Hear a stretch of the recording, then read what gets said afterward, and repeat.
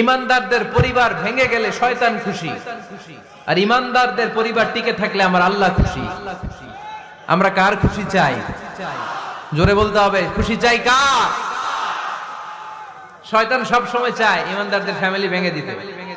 Always he tries his level best to break down the relationship of a mu'min family.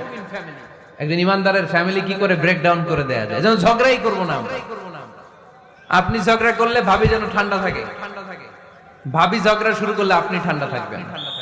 ঝগড়া করা যাবে না, কিন্তু ঝগড়া হয়ে যায় ফ্যামিলিতে, এটাকে চেক দিতে হবে।